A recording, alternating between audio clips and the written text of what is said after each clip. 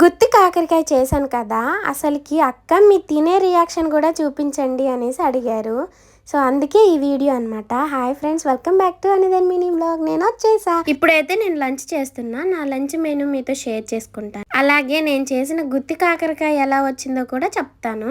So ఇంక ఇప్పుడైతే friends, నా లంచ్లో ఎన్ని ఉన్నాయో చూసారు. ఒక 2 పచ్చళ్ళు, అలాగే ఒక గుత్తి కాకరకాయ, అలాగే పప్పు, కొంచెం రైస్. 2 రకాల పచ్చళ్ళు అని చెప్పాను కదా. ఒకటేమో గోంగూర పచ్చడ, ఎండుమిరపకాయలతో చేసింది మా అత్తయ్య, సూపర్ ఉంది. ఇంకోటేమో పచ్చిమిరపకాయల పచ్చడి. పచ్చిమిరపకాయలతో అంతేం లేదు కానీ గోంగూర పచ్చడి సూపర్ ఉంది. ఇంక ఇప్పుడైతే మన గుత్తి కాకరకాయ అయితే ట్రై చేస్తున్నాను. వేడి వేడి తింటుంటే లోపల స్టఫ్ అంతా కాలుతుందనమాట. సో మీరు కూడా ట్రై చేయండి, చాలా బాగుంటుందని చెప్పాను కదా.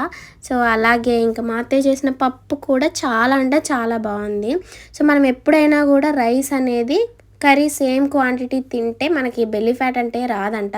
కానీ మనం ఏం చేస్తాము, రైస్ ఏమో ఇంత వేసుకొని కర్రీ ఏమో రవ్వంత వేసుకుంటాం. నేను కూడా అంతే, కానీ అలా తినకూడదంట.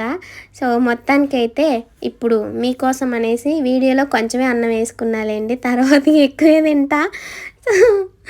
వీడియో నచ్చితే లైక్ చేయడం మాత్రం మర్చిపోవద్దు. చాలా బాగుంది గుత్తి కాకరకాయ, మీరు కూడా ట్రై చేయండి. ఇంకా కుకింగ్ వీడియోస్ కావాలంటే మన ఛానల్ని సబ్స్క్రైబ్ చేసేసుకోండి. కామెంట్ చేయండి, అక్క కుకింగ్ వీడియోస్ చేయక్క, పలానా వంట చేయక్క అని మీరు నన్ను అడిగితే నేను ఖచ్చితంగా చేస్తాను కదా. మన ఏమో వచ్చి రాని వంటలు ఫ్రెండ్స్, ఈ మధ్యలో నేర్చుకుంటున్నాను. అదైనా యూట్యూబ్ పుణ్యమా అని. ఏమన్నా వంట చేసినా కూడా చాలా పర్ఫెక్ట్గా నేర్చుకొని చేస్తాను. Videos like